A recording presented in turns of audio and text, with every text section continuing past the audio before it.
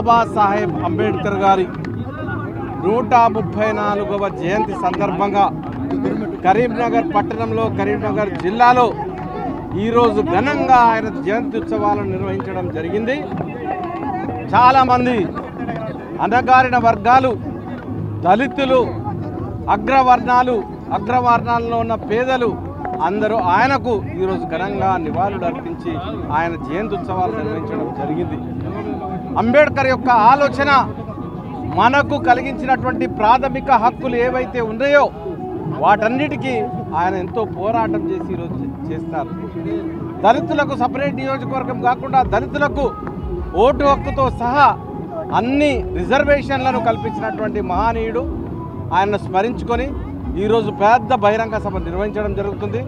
వచ్చిన ప్రతి ఒక్కరికి కూడా మహాత్ముని గురించి చెప్పడానికి మాకు వీలున్నది కాబట్టి మేము తప్పకుండా సభలో తెలియజేస్తామని సెలవు తీసుకుంటాం.